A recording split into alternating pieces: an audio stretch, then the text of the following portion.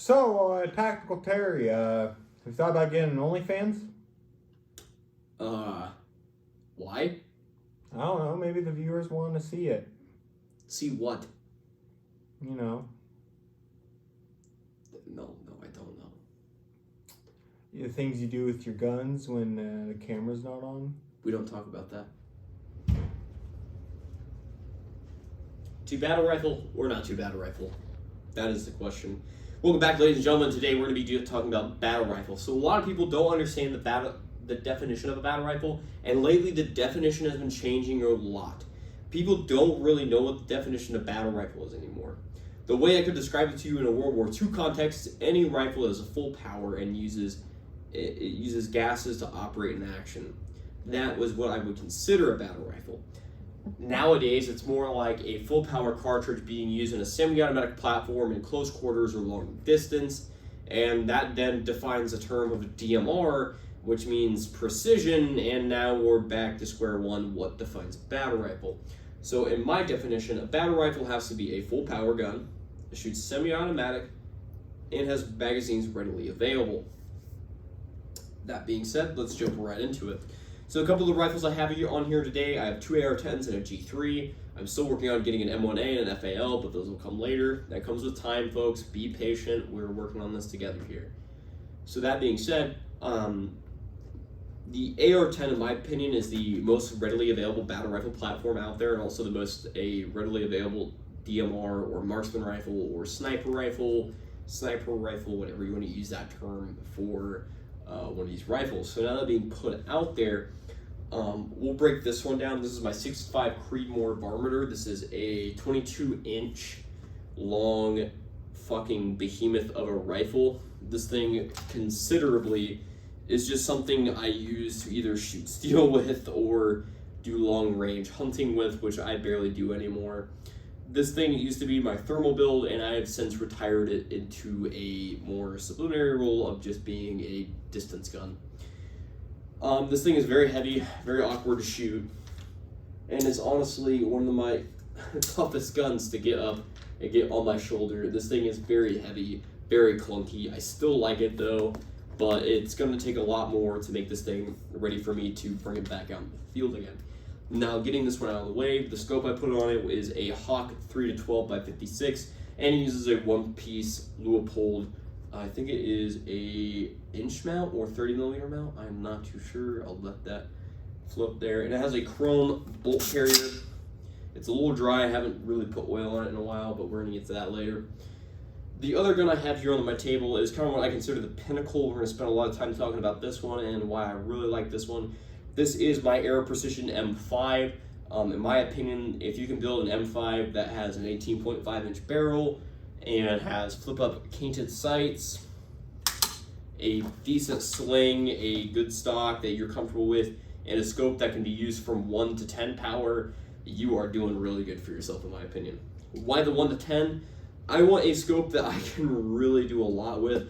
I don't want a scope where I'm limited on, oh, do I want to be super close, or do I want to be, do I want to have a really long distance scope? I want something that I can be versatile with. And by versatile, I mean I can do anything I want with. And this thing, I've taken it out to 300, 400 yards even, and this thing is laser accurate. I love it. Now, on 10 power, the eye box, as you know, when you sit behind the gun, there is a little box where your eye can kind of grab all that light collection, because that's really what a scope is. It's reflecting an image back into your eye, and your eye picks that up. So there is a little box here where your eye can pick up only so much. And when you get to that 10 power, that eye box really does shrink very tight, and it's very hard to really see a lot. So be careful on how much you use there. That being said, I did run a light on this for a while. I took it off because for other reasons that I'm not going to get into. I do have a Magpul bipod, Magpul grip.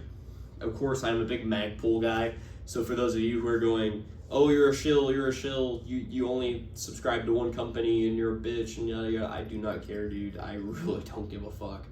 You can scream at me, you can throw pitchforks, I don't care. This is my channel, I run what I want to run, and I give no fucks here. That being said, the 6-hour MSR Tango, in my opinion, is probably the epitome of best LPVOs out there for the money. You drop a big buck and they give you a scope, a mount, and they tell you how to mount it, how to get it level and all this, and it makes it super fucking easy to do in your house. I really love this shit. The Tainted iron sights I'm using currently are the UTG backup sights, the Tainted backup sights, and I really like them. They could be something better, but really they're just, if this goes down, I can still hit targets from 100 to 200 yards-ish. I don't need them to do a whole lot, I just need them to perform is basically what I'm getting at with these. And the reason I have the bipod on there, this thing does get heavy, and especially in prone, you want a thing that you can just plant down, kind of really get good precise shots off it, and then pick up and move. The bipod does a lot of good work on this one, and that's why it is my favorite. I love this thing. It was so fun. It was a good build. It was a fun build, and I've had a lot of fun with it. That being said, we gotta move it over, and we're gonna put on our old Cold War beauty queen and put her on the contest here. This is my G3. This was my first, technically first battle rifle that was mag fed. I owned an M1 Garand before this, and an SKS, if that's what you want to consider a battle rifle for those fuckers out there who do that. But in my opinion, this is probably one of my favorite guns to use. Yes, you can put a bayonet on it. I add the bayonet for fun, for shits and gigs. That being said, this thing is a lot of fun. It taught me a lot about Cold War guns, got me way into history, it got me to where I am today on firearms, and I really enjoy this thing. That being said, I run a 1-4 on here, and I've explained in another video that the reason I run 1-4s is that they're just a good combat power range. It's not so powerful that you can't see, but it's powerful enough that you can get out there and really stretch its legs. The G3 is not a super accurate platform like a marksman rifle. We saw that in the, I gotta think of this, it was the Olympics. I think it was one of the Olympics, there was a big massacre with Muslims, I don't know who it was. I don't want to say and mess up everything, but I do know that a lot of sharpshooters or even sports shooters were given G3s, and they were like, I'm not that great at doing this, so wish me luck, and they missed their shots, casualties happened, it was a complete fuck up, and they never wanted it to happen again. And that's why the PSG-1 was invented. That's why they actually started adopting, countries started really focusing on sniper rifles and not just putting scopes on rifles, but actually making it so rifles could shoot dime-sized groups at 500.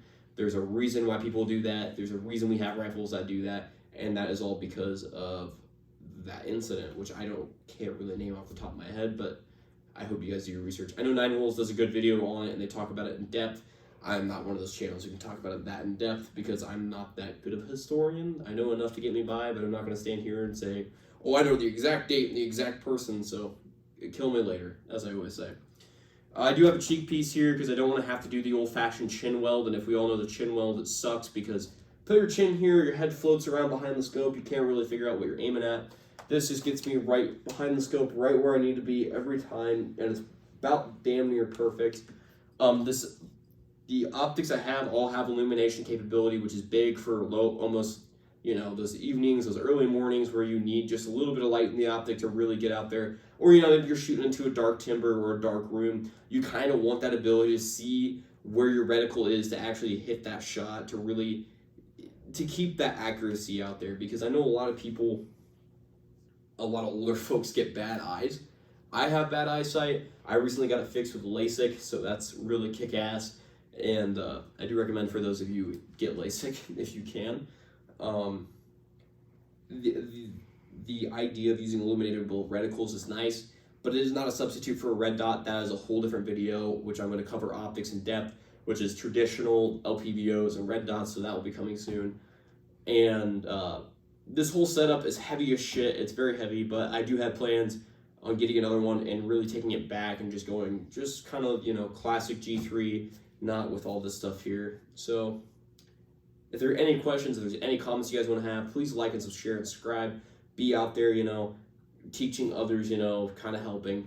Because we're in this together in a whole ass fight to keep our gun rights, and I really want you guys to fight with me here to allow us to keep shooting, to keep practicing, to uphold the Constitution. Thank you guys, and I hope you guys have a nice night. So I want to say thank you guys for watching, and this is the part where I usually correct myself in the post. Yeah, it was the Munich Massacre. It was an Olympics, and it was basically a bunch of radical Muslims that were trying to kill Jews at the event, and so they handed out DMR, or not even DMRs. They handed out G3s with irons and 4-power scopes, fixed 4-power scopes, and they're kind of like, "Can you take these guys out?" And they're like, "We'll try."